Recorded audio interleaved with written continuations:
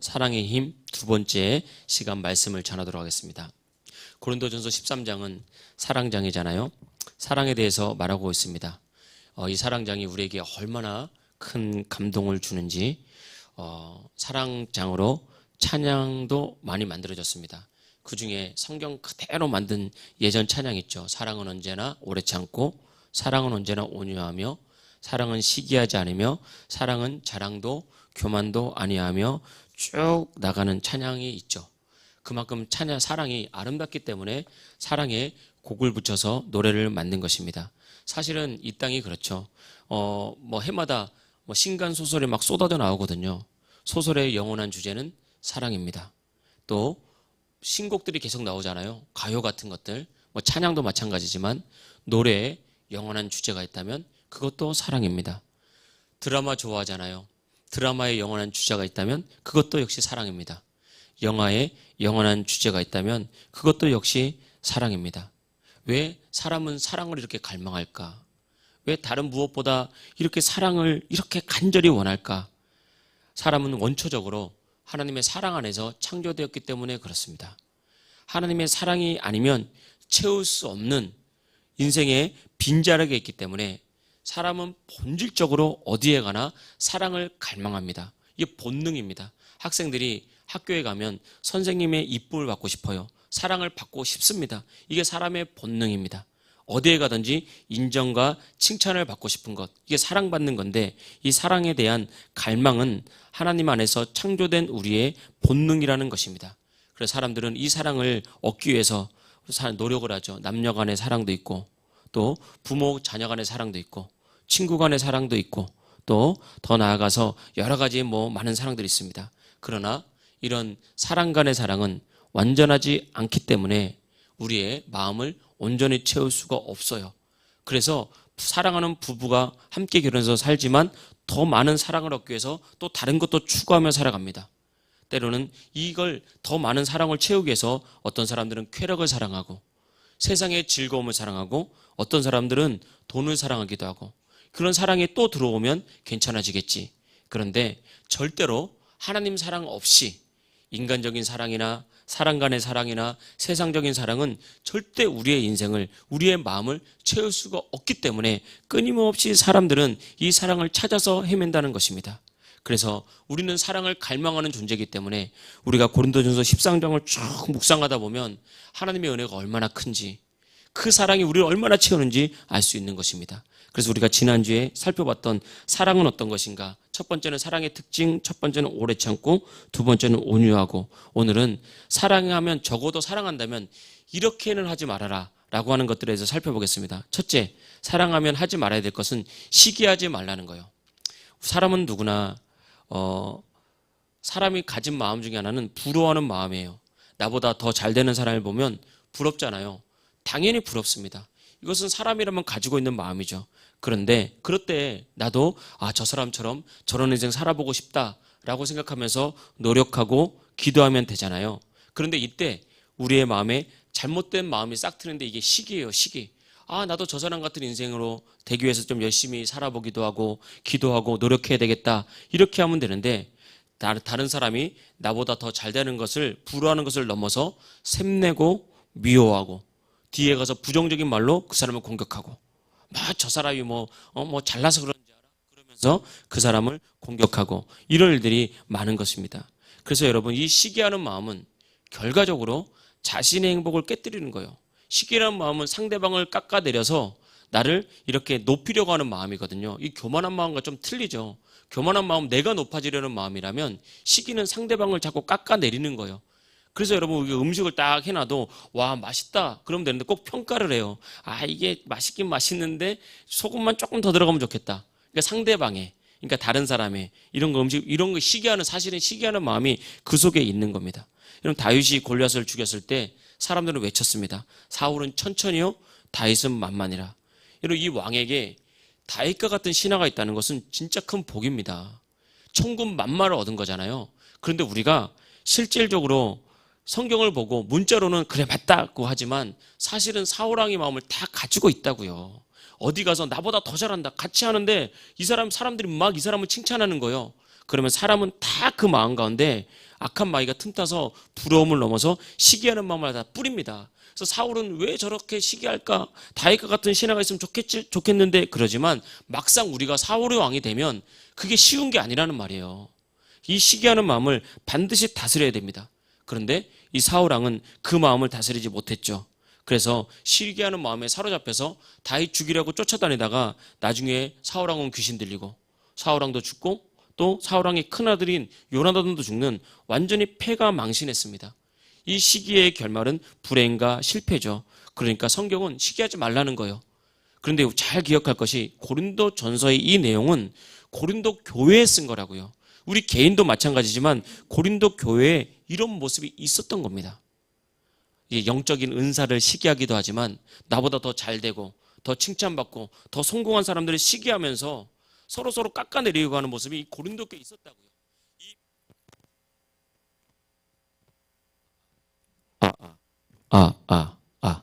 죄송합니다. 이 본질적인 마음을 고린도 교인들이 다스리지 못하니까 자꾸 다투고 시기하고 문제가 일어났다는 것을 우리가 알 수 있는 거예요. 교회는 시기하는 마음이 싹트면 안 됩니다. 다 이런 마음들이 있거든요. 특별히 성경에 보면 이 바울이 집사님들을 세울 때, 특별히 여자 집사님들을 세울 때 시기하는 마음을 늘 다스리라고 그랬어요. 왜냐하면 본능적으로 사랑받고 싶어하는 마음이 더 큰 사람이 여성들이거든요. 이게 죄를 지으면서 여성들은 남편의 사랑을 갈구하도록 만들었어요. 창세기에 보면 이게 죄의 결과입니다. 그래서 사랑을 더 받도록 더 그렇게 받고 싶은 마음을 더 줬단 말이에요. 여성들은. 그래서 여성들은 남성들의 사랑을 흠뻑 받을 때 넉넉해집니다. 그래서 남자들이 여기 성내지 말라고 있는데 하지 말아야 될 게 뭐냐면 아내에게 성내지 말고 자식들에게 성내지 말아야 됩니다. 이거 정말 나쁜 거예요. 화내고 혈기 부리고 성내는 거, 특별히 남자가 아내에게 자녀에게 이런 모습은 정말 좋지 않은 거거든요. 어찌됐건 간에 이렇게 시기하는 모습은 고린도 안에서 고린도 교회의 행복을 깨뜨리고 영적인 능력을 깨뜨린 거예요. 그래서 시기는 사랑이 아니다. 오히려 시기는 교회의 행복을 깨뜨리고 인간관계의 행복을 깨뜨리는 거니까 시기하지 말아라 이렇게 말했어요. 이 잘 되는 사람들의 특징이 있어요. 잘 되는 사람들의 특징이 보면 옆에 잘 되는 사람을 항상 같이 가요. 그 사람 본받고 싶고 내가 좀 낮아져도 잘 되는 사람에게 내가 가서 배우고 싶어하고 내가 먼저 연락하고 그 사람 옆에 있거든요. 그런데 못 되는 사람의 특징은 뭐냐면 내 옆에 잘 되는 사람 옆에 있으면 그게 복인데 옆에 있으면 같이 잘 될 수 있는데 시기하고 깎아내리는 거예요. 그 사람을. 그래서 잘 되는 사람은 오히려 쫓아냅니다. 그래서 늘 겸손하십시오. 그래서 내 옆에 잘 되는 사람이 있다면 신앙적으로나 세상적으로나 성공적으로나 잘 되는 사람이 있다면 분명히 그 옆에 보고 배울 게 있는 거예요. 시기하지 말고 그 사람과 함께하면서 좋은 것은 배우고 또 함께하는 것이 중요합니다. 그래서 잘 되는 이 시기가 없을 때 공동체가 함께할 수 있고요. 항상 잘 되는 사람이 있으면 여러분 축하해 주십시오. 그리고 함께 가십시오. 그럼 같이 잘 됩니다. 이것이 하나님의 법칙이라는 것이죠. 그래서 시기하지 말고 잘 되는 사람들을 축복해주는 마음, 이게 사랑이다라고 말하고 있습니다. 두 번째는 자랑하지 말라. 사랑은 자랑하지 않는다 그랬잖아요. 이 자랑이란 것은 내가 잘 되는 것을 과시하고 뽐내는 거예요. 그리고 나와 관계된 사람들, 내 자녀들, 내 배우자, 아니면 친척들, 아니면 나에 관계된 것들, 이런 것들이 잘 되는 것을 다른 사람 앞에서 과시하고 뽐내는 거거든요. 근데 성경은 한마디로 자랑하지 말라. 그러니까 자랑하지 말라는 거예요. 그러니까 좋은 일 있을 때는 어떻게 해야 되냐면 항상 하나님께 감사하고 하나님 안에서 그냥 혼자 기뻐하십시오. 이게 되게 중요합니다. 사실은 우리가 자랑할 것이 뭐가 있겠습니까? 사실 우리가 자랑할 것이 없거든요. 근데 사람들 자꾸 자랑한단 말이에요. 그래서 자꾸 자랑하는 사람들 뭐라 그러죠? 꼴불견이다. 그러니까 자랑하는 사람 옆에 사람이 붙어 있을 수가 없어요. 왜냐하면 우리가 자랑할 것이 없는 것은 사실은 다 하나님께 받은 거예요. 이걸 우리가 놓치면 안 됩니다. 우리 가족이 행복합니까? 그럼 그 하나님께서 주신 거라니까요. 은혜롭게. 내가 뭘 잘해서 행복한 게 아닙니다. 사업이 잘 된다면 그건 역시도 하나님의 은혜예요. 자녀가 잘 된다면 그거 역시도 하나님의 은혜입니다. 내가 계획한 것이 잘 되잖아요. 그 하나님의 은혜거든요. 하나님께서 주신 거예요. 근데 사람들이 착각하는 것이 내가 다른 사람보다 열심히 노력해서 잘 됐다고 생각하고 내가 다른 사람보다 더 능력이 있어서 잘 됐다고 생각을 합니다. 근데 가만히 보면 주변에 나보다 더 잘 안 되지만 나보다 열심히 노력하고 나보다 능력 있는 사람 정말 많습니다. 끝도 없어요. 끝도. 그런데도 불구하고 내가 하는 일이 잘 되고 있다면, 우리 자녀가 잘 되고 있다면, 아니면 우리 뭐 하는 가정이 행복하다면, 아니면 사업이 잘 된다면 이거 다 하나님께서 주신 거라는 걸 잊지 말아야 돼요. 그래서 좋은 일이 있거나 잘 되는 일이 있거든 자랑하지 말고 감사하십시오. 이게 하나님께서 원하는 거예요. 근데 자랑하면 항상 마이가 틈타거든요. 근데 하나님께서 왜 우리에게 좋은 일을 주셨냐, 이걸 알아야 됩니다. 단지 그냥 하나님께 감사하는 것도 좋지만, 자랑하지 않는 것도 좋지만 자랑보다 더 큰 게 있다고요. 하나님께서 왜 더 많은 은혜로 더 많은 걸 주셨을까? 자랑하라고 주신 것이 아니라 하나님을 위해서 더 사용하라고 주신 것입니다. 하나님은 하나님의 일을 할 때 그 일을 위한 자원이 필요합니다. 어떤 사람들의 은사가 필요하기도 하고요, 때로는 능력이 필요하기도 하고요, 때로는 물질이 필요하기도 합니다. 예를 들면 교회가 뭐 일을 할 때 이걸 옮겨야 돼요. 그러면 주로 누가 옮깁니까? 남자들이 옮기죠. 그거 하라고 힘 주신 거예요. 우리 잊으면 안 되는 거예요. 우리가 뭐 찬양 같은 거 하잖아요. 오늘도 보니까 찬양이 참 은혜스러운데 이제 사모님이 찬양 인도를 이제 좀 잘하시는 것 같아요. 처음에는 제가 사모님 요거는 좀 이렇게 빼주시고요, 이렇게 좀 해주세요 그랬더니 말을 안 하더라고요. 그 입을 다물어야 되겠다. 오늘 참 점점 갈수록 이제 주일 찬양도 우리 장권사님 잘 하시잖아요. 계속하면서 우리 교인들 은혜롭게 잘 이끄는데 이런 거 있지 않습니까? 이게 왜냐면 뭐 예배를 하나를 해도 더 은혜스러우려면, 찬양이 은혜로우면 예배가 훨씬 더 은혜스럽거든요. 마음이 확 열리면서 말씀도 더 잘 들어오거든요. 그런데 이런 모든 것 주신 것들, 은사들, 물질들, 능력들, 이런 거 하나님 더 섬기라고 하나님께 그 자원을 우리에게 맡긴 겁니다. 그래서 하나님 말씀하시는 게, 내가 나를 위해서 나를 더 잘 섬기라고 내가 너에게 맡긴 거야. 네 거 아니야. 그러니까 더 충성해라, 더 섬겨라. 우리가 이걸 잘 기억해야 됩니다. 그래서 더 많이 주신 것은 우리가 자랑하라고 있는 것이 아니라, 우리 하나님께 첫째는 감사하고, 둘째는 은혜를 알고, 셋째는 더 섬기라고. 그래서 우리 이렇게 자랑하지 않고 우리가 믿음으로 주님께 주신 것에 대해서 이런 믿음을 가지면, 첫째는 교회가 평안합니다. 교회가 늘 평안해요. 사람들은 말하지 않아도 알거든요. 사람들은 말하지 않아도 저분이 하는 일이 잘 되고 있구나.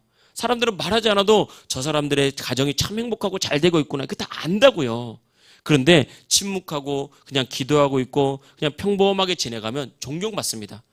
그렇기 때문에 첫째는 교회가 평안하고요, 둘째는 하나님께서 이게 하나님의 자원인 줄 알고 하나님의 섬기기 위해서 사용하면 하나님께서 복을 더하십니다. 이게 영적인 원리죠. 셋째, 자랑하면 다 싫어하지만 자랑하지 않으면 존경받습니다. 그러니까 늘 우리가 자랑하지 않는 것, 이게 사랑이다. 그러니까 사랑이 뭘 해서가 사랑이 아니라 자랑하지 않는 것도 사랑이다. 세 번째, 사랑은 교만하지 않는 거죠. 교만은 자랑을 넘어서 잘난 체하고 과시하고 높아지려는 태도, 이것이 교만입니다. 성경에서 가장 크게 다루는 죄 중에 하나가 바로 교만이에요. 왜 하나님은 교만을 크게 다룰까? 하나님께서는 마귀를 창조하신 적이 없습니다. 하나님은 천사들 창조하고 천사들을 이끌 천사장을 쭉 만들었거든요.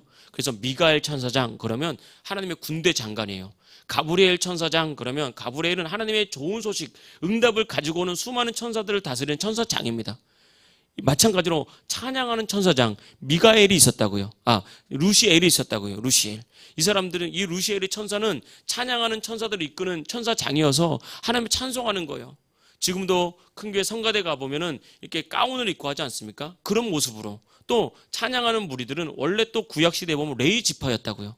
그래서 앞서서 앞에 나가서 화려한 옷을 입고 하나님을 찬송했던 많은 사람들이 부러워하는, 그러니까 많은 천사들이 부러워하는 자리였다고요. 그러니까 천사들이 루시엘의 아름다움을 보면서 부러워하고 루시엘을 따르기 시작했습니다. 그러면 어떻게 하라고? 자랑하는 것이 아니라 감사하라 그랬잖아요. 근데 이 루시엘이 그걸 넘어선 거예요. 하나님의 자리를 탐내는 거예요. 나도 하나님처럼 될 수 있겠구나. 천사들이 이렇게 따르니까. 그러다가 하나님 앞에서 이 천사를 귀 앞에서 교만해서 반역을 하기 시작하는 거예요. 그래서 타락 천사가 돼서 이 땅에 쫓겨난 세상 신 마귀가 된 것입니다. 그 마귀가 처음 아담과 하와를 유혹하고 죄악에 빠뜨릴 때 너도 하나님처럼 될 수 있다. 이 교만을 뿌리 내린 거예요. 그래서 하나님은 이 교만을 굉장히 대적하고 싫어합니다. 그래서 교만은 패망의 선봉이요 넘어짐의 앞잡이다라고 성경이 말을 한 거거든요. 그래서 여러분 교만하지 말고 늘 겸손해야 되는데, 우리는 교만의 반대에 있는 자리에 있는 것, 그거 보면 겸손이라고 생각하지만 겸손도 맞지만 또 하나 더 말하자면 교만의 반대는 순종입니다. 겸손한 사람은 반드시 순종을 합니다. 근데 교만한 사람은 때가 되면 머리를 듭니다. 때가 되면 그 자리를, 자기 자리를 벗어나서 다른 자리, 하나님께서 주시지 않은 자리를 얻기 위해서 순종하지 않고 반드시 반역을 하고 이렇게 세운단 말이에요. 하나님 그거 기뻐하지 않습니다. 하나님이 다윗을 기뻐하는 이유는 다윗이 기도도 하고 하나님 의지하기도 했지만 절대 사람들이 다윗을 따른다고 해서 고개를 들고 사울왕을 이기려고 하지 않았다고요. 사울왕의 자리를 탐내지 않았습니다. 다윗이 사울왕의 자리에 들어갈 기회도 몇 번 있었잖아요. 사울을 죽이고 왕이 될 기회가 몇 번이나 있었습니다. 신하들은 지금이 기회입니다. 왕을 죽이고 당신이 왕이 될 기회입니다라고 말할 때 하나님이 기름 부은 자를 손대지 말아라. 절대 손대지 말아라. 다윗은 하나님이 자기에게 준 위치를 알았다고요. 늘 겸손했고 늘 순종했어요. 그랬더니 하나님이 그 사람을 높여주잖아요. 그래서 여러분, 하나님이 권위 있게 세워주는 사람은 어떤 사람이냐? 순종하는 사람, 겸손한 사람입니다. 그래서 겸손하라, 때가 되면 주가 너를 높이리라 주님 말씀하셨잖아요. 그래서 항상 교회 안에서, 이 교회에 쓴 거라는 걸 잊으면 안 됩니다. 항상 교회 안에서 순종히 살아가고 자기의 위치를 잘 확인하고 또 하나님 앞에서 겸손해야 되는 것입니다. 예수님이 없으면 우리는 아무것도 아니라는 것 철저히 알아야 됩니다. 예수님 없으면 나는 nothing이야. 아무것도 아니야. 아무것도. 진짜 1도 없어. 이걸 명심해야 됩니다. 모든 것이 하나님의 은혜입니다. 그러면서 우리의 의를 드러내지 말고 철저히 순종하는 믿음을 갖는 것. 이게 사랑이다. 교만하지 않는 것, 겸손한 것, 순종하는 것. 이게 사랑이라는 거예요. 그러니까 사랑하면 말을 듣게 되잖아요. 그러니까 이게 우리가 능력이 없어서 말 듣는 거 아닙니다. 여러분이 능력이 없어가지고 목회자가 말하면 순종하십시오 하는 게 아니에요. 여러분 능력 다 있어요. 그러나 하나님께서 주신 질서에 따라서 그렇게 우리가 순종하면 세상에 나가면 여러분 권위를 세상이 세워줍니다. 하나님께서 여러분 잘 되게 하실 줄 믿습니다. 그리고 사랑이 아닌 것은 그 다음은 무례히 행하지 않는 거죠. 무례하다는 것은 예의가 없다는 거죠. 예의가 없다. 우리가 예의 없다는 것의 반대말은 배려하는 거예요. 다시 말하면 생각하고 말하고 상대방의 입장을 생각하고 말하고 생각하고 행동하고 생각하고 무엇인가를 하는 거죠. 그런데 이 무례한 사람들은 생각을 안 해요. 생각을. 그냥 생각나는 대로 내가 느낌이 가는 대로 그냥 요즘 흔히 말하는 대로 느낌적인 느낌으로 그냥 일단 말하고 보는 이런 것들이 예의가 없는 것입니다. 상대방이 지금 어떤 기분인지 어떤 감정인지 어떤 상황인지 생각하지 않고 그냥 말하고 그냥 행동하는 거거든요. 그러다 보면 나는 그냥 하는 말인데 상대방이 듣기에는 이게 거친 말로 들리는 거예요. 그래서 우리가 항상 생각하는 모습이 필요한 거예요. 예를 들면 돈이 없어서 밥을 못 먹는 사람이 나 배고파요 그랬는데 야 나가 사 먹어. 그거 아무것도 아니잖아요. 그런데 그 사람한테는 이게 참 세상 살기 힘들 건데 상처가 될 수도 있는 거예요. 그러니까 우리가 항상 생각하는 것, 상대방을 배려하는 것. 그래서 고린도 교회가 이 배려가 없었던 거예요. 성도들이 서로 생각 없이 내가 하고 싶은 말하고 감정대로 말하고 이런 일들이 많았던 거죠. 그러니까 고린도 교회는 이 무례한 교회였던 것 같아요. 그러니까 바울에게 말하잖아요. 바울이 개척한 교회인데 나는 바울파다, 개바파다, 아볼로파다. 바울이 얼마나 많이 상처를 받았겠습니까? 그러니까 생각이 없는 거예요. 생각이. 그냥 내 감정에 따라서 그냥 말하는 거죠. 그래서 여러분 항상 무례히 행치 않는 구체적인 모습 중에 하나가 뭐냐면 다른 사람의 삶에 간섭하지 않는 것입니다. 다른 사람의 삶에 간섭하는 것은 무례한 거예요. 자꾸 저 사람을 위해서 조언하려고 하는 거 그건 무례한 겁니다. 그 하나님께서 하시는 거예요. 하나님께서. 그래서 다른 사람의 삶에 간섭하거나 자꾸 조언하려고 하거나 평가하지 마십시오. 상대방의 자녀를 평가하거나 상대방의 배우자를 평가하거나 상대방의 부모를 평가하거나 아니면 조언하거나 이렇게 해봐라 저렇게 해봐라 자꾸 이래라 저래라 이거 즐거운 거 아닙니다. 상처예요. 상처. 한 번, 두 번 넘어가면 다 상처입니다. 그러니까 어떻게 해야 되냐 늘 그냥 어떻게 즐겁게 잘 지내는 거예요. 그래서 예전에 한 집사님 저한테 그랬어요. 목사님 제가 우리 교회 차량 운행만 20년 하고 있습니다. 20년. 그러니까 봉고차로 차량 운행하는데 내가 다른 사람한테 차량 운행을 좀 이렇게 부탁하고 싶은데 나도 힘들어서 항상 차량 운행하다 보면 시험 든 사람이 많다는 거예요. 차량 운행하는 사람이 좀 늦게 나오면 왜 이렇게 늦게 나오냐고 자꾸 타박 주고 또 자기들끼리 이래라 저래라 차 안에서 이게 자꾸 이게 도와준답시고 조언하고 이렇게 해라 저렇게 이러면서 그 안에는 다 웃고 즐겨요. 자기가 듣기에는. 근데 나중에 보면 다 그 일 때문에 시험에 드는 거예요. 그래서 내가 촬영 운행할 때 목사님 나 한마디도 안 하는데 그래서 내가 20년째 촬영 운행을 하고 있다고. 근데 어쩌면 그분도 저한테 와서 말을 하는 거죠. 뭐 이제 본교회 교인은 아니니까 일단. 그러니까 그렇게 얘기를 하더라고요. 항상 여러분 사람들 자꾸 모이는 곳, 자주 모이는 곳, 어쩌다 한번 보는데 그런 일이 있겠습니까? 사랑한다고 말하는 곳, 여기서 우리가 항상 조심해야 되는 거예요. 그러면 항상 이런 것들은 불편하거든요. 사람은 다 그렇잖아요. 불편한 의자와 편한 의자가 있으면 다 편한 의자 앉고 싶죠. 여기 의자 앉으면 막 허리가 아프고 다리가 쑤시면 안 앉고 싶잖아요. 사람도 마찬가지입니다. 만났을 때 제가 늘 말하지만 편한 사람이 되십시오. 그러니까 쉬운 사람 말고 편한 사람. 아, 저 사람 만나니까 즐겁다. 그냥 저 사람 만나니까 그냥 훌 스트레스 풀린다. 그런 사람 되십시오. 그 사람을 고치고 그 가정을 변화시키는 것은 하나님이 하시는 거예요.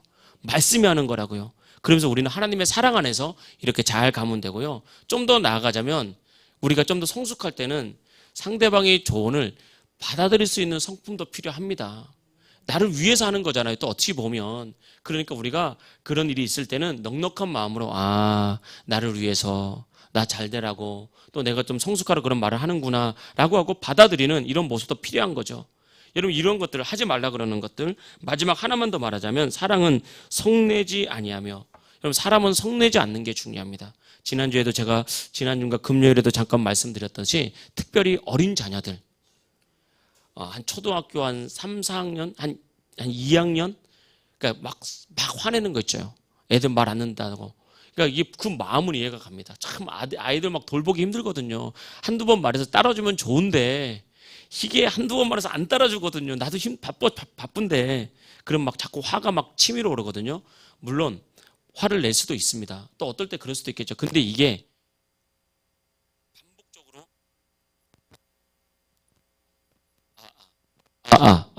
반복적으로 계속되는 거 이런 것들은 항상 병을 만듭니다. 항상 병을 만들어요. 그래서 우리가 부모님들이 반복적으로 특별히 아빠가 엄마는 같이 화를 내도 남편하고 다릅니다. 아빠하고 다릅니다. 왜냐하면 엄마들은 내 새끼이기 때문에 내가 화를 난 다음에 더 아파요. 기본적으로 다 그렇습니다. 근데 아빠들은 그렇게 하면 안 돼요. 그래서 아빠의 자리와 엄마의 자리를 잘 구분해야 됩니다. 원칙을 정해주되 아이들에게 조근조근 설명해 줘야 됩니다. 그러면 아이들이 그걸 들어요. 듣는 훈련이 저절로 되는 거예요. 근데 우리가 아이들에게 얘기를 하는데 아이들이 자꾸 딴 데를 보고 말을 안 들어요. 딴 생각을 하고 산만해요. 화를 내서 그래요. 대부분.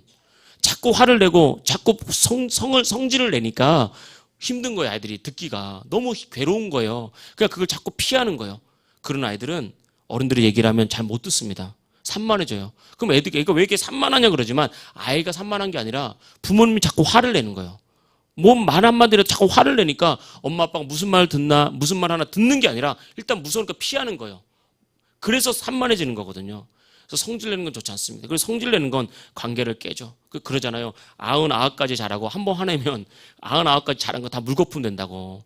화내는 거는 좋지 않은 것 같습니다. 사랑은 성내지 않는 것이다. 그래서 우리가 우리의 감정을 잘 조절해야 되겠죠.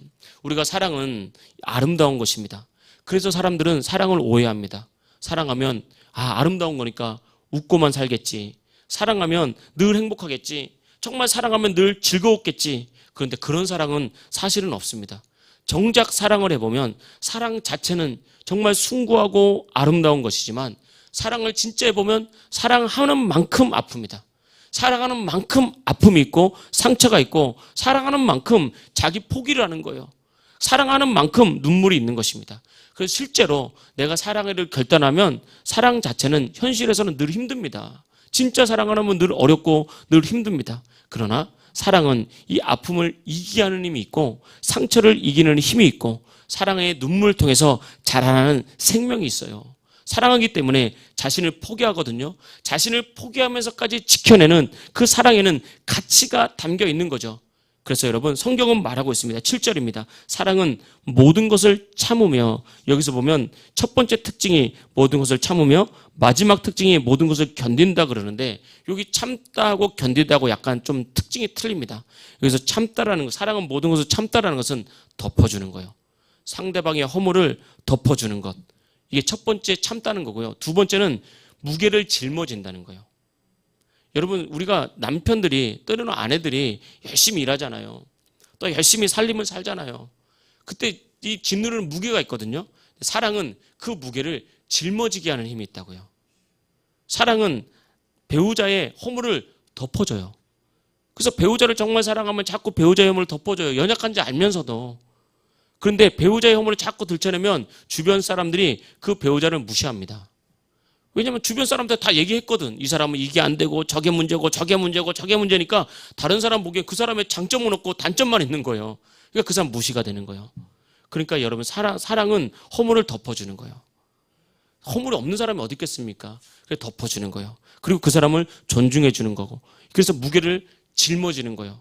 아, 내가 사랑하기로 작정을 했으니까. 지금 교회에 썼다 그러잖아요. 교회도 여러분 우리가 교회를 사랑하면 짊어질 무게가 많습니다. 뭐 교회를 사랑하는 사람들 요즘에는 교회가 그러잖아요. 뭐 헌금 좀 하라 그러면 다 시험돼서 교회 다 떠나거든요. 그래서 요즘에 교회를 분석한 내용 중에 하나가 뭐냐면 2030 세대가 교회를 떠나는 이유 첫 번째 중에 하나가 헌금이래. 헌금. 이 시대가 이렇게 됐습니다. 사람들이 돈을 사랑해요. 이게 정말 교회가 막 돈 해서 사람들이 떠나가는 게 아닙니다. 물론 가끔 그런 일이 있긴 있겠죠. 그런데 교회가 헌금에 해서 사람 떠나는 게 아니라 사람의 마음에 근본적으로 돈을 사랑하는 마음이 너무 커졌어요. 그렇기 때문에 헌금 설교 좀 하면 시험 들고 떠나가는 거예요. 여러분 우리가 신앙생활 제대로 하려고 그러면 이런 무게가 있죠. 그리고 때로는 몸이 아파도 예배를 좀 지키려고 그러고. 왜냐하면 이런 거 있잖아요. 내가 하나님 사랑해서 정말 예배에 나와야 돼요. 그게 본질적인 게 맞아요. 그런데 때로는 여기 권사님들 계시면 내가 권사인데 내가 예배 안 나오면 집사들이 뭘 보고 배우겠나. 이 영적 책임감 있잖아요. 이것도 사랑입니다. 교회를 사랑하기 때문에 무게를 짊어지는 거예요. 때로는 내가 부모인데 자녀 보기에 내가 예배를 지키는 책임감을 좀 가져야지, 기도하는 책임감을 가져야지. 그 책임감으로 예배에 나오고 기도하는 부모님들 있거든요. 그게 사랑이라는 거예요. 사랑은 모든 것을 참는다. 허물을 덮어주기도 하지만 이 무게를 짊어지는 거죠. 두 번째, 사랑은 모든 것을 믿는다. 이게 믿는다. 세 번째는 바란다는 거거든요. 믿는 건 believe, 바라는 hope. 그러니까 바라는 앞으로 일어날 것을 기대를 하는 거예요. 그래서 사랑하면 기대하게 됩니다. 교회에 쓴 거잖아요. 교회를 사랑하면 앞으로 우리 교회가 잘 될 거라는 걸 기대를 해요. 지금은 부족해도 잘 될 수밖에 없다. 내가 잘 되는데 나도 같이 기대하겠다. 기대하게 돼요. 그리고 동시에 사랑하면 믿어져요. 그래, 맞아. 잘 될 수밖에 없어. 왜냐면 우리의 능력이 아니라 하나님의 능력이니까. 이게 우린 사랑으로 살아가야 미래가 있는 거예요. 가정에서도, 자녀를 양육할 때도, 배우자를 바라볼 때도, 우리가 사업을 할 때도 사랑으로 일으키는 것입니다. 사업을 할 때 지긋지긋한데 힘들어 죽겠는데 이러면 사업 안 돼요. 그럼 망합니다. 내가 하는 사업을 사랑해야 돼요. 그래야 기대하고, 그래야 믿음이 생기고, 그래야 하나님께서 그 속에서 역사하는 거예요. 그래서 여러분, 사랑은 믿고 기대하는 거고, 마지막 사랑은 견디는 거예요. 여기서 견딘다는 것은 끝까지 살아남는 거예요. 무게를 짊어지다 보면 힘들잖아요. 그러면 무게를 짊어지다가 중간에 낙오하는 사람이 있고 끝까지 살아남는 사람이 있어요. 그래서 이어서 견딘다는 것은 끝까지 살아남아라. 끝까지 마지막까지 인내해라. 성경에 그래서 남은 자들 있잖아요. 남은 자들. 맨 마지막 믿음의 남은 자들이 나중에 천국을 소유로 받는다. 유업으로 받는다고 했어요. 믿음의 남은 자들이 되십시오. 구약시대에 그 바벨론의 침략을 당하고 많은 믿음의 사람이 끌려갈 때 믿음의 마지막 구루토기로 남은 자들이 있다 그랬다고요.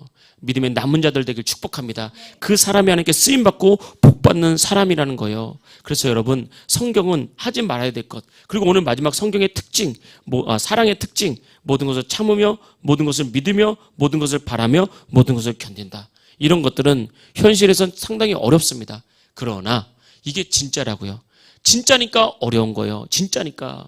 제가 예전에 20년도 더 됐네요. 지방에서 그리스, 터키 성지 순례를 갔어요. 그때 저희 둘째가 어려가지고 사모님은 못 가고 저 혼자.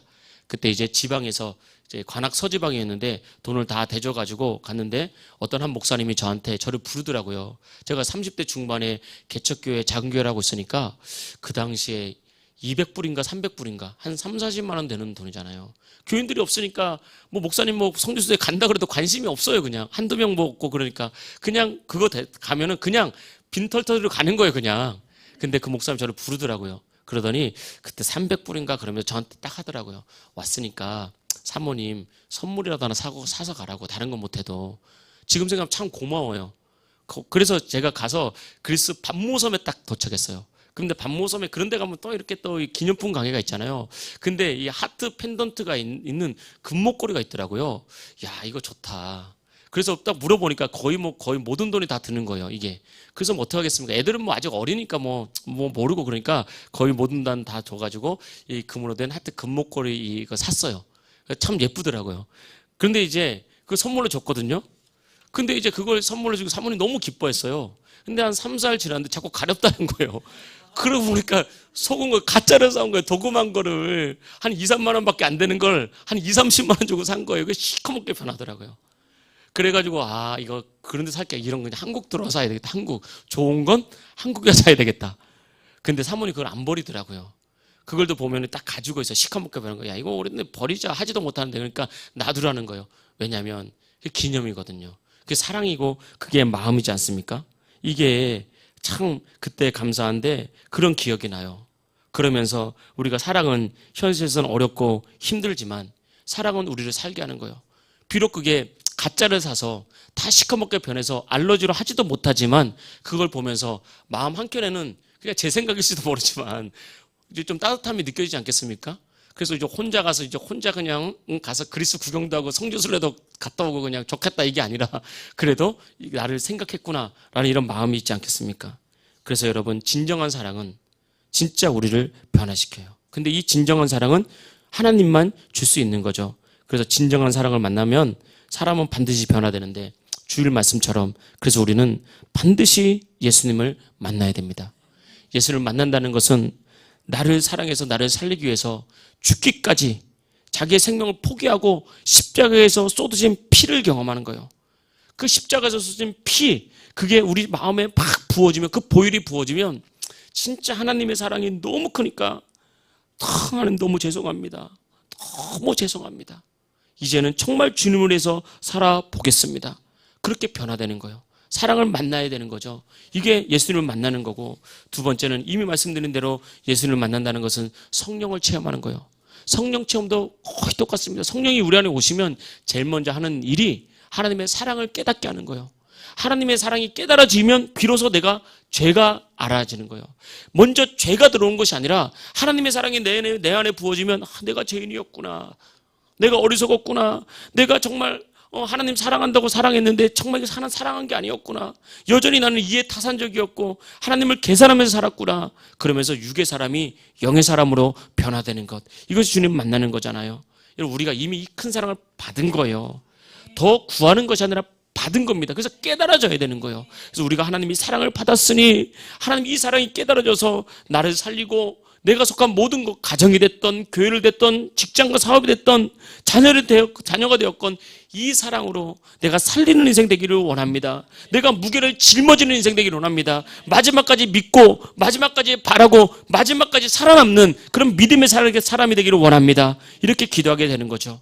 그러니까 여러분 항상 세상을 더 얻으려고 하지 말고 사람을 얻으려고 하지 말고 하나님의 사랑을 더 많이 깨닫고 그 은혜 안에 거하시길 축복합니다. 이 사랑이 저와 여러분을 또 교회를 가정을 살리게 될 줄 믿습니다. 이런 은혜가 저와 여러분에게 함께 있기를 주의 이름으로 축복합니다. 할렐루야. 우리 시간 주님께 박수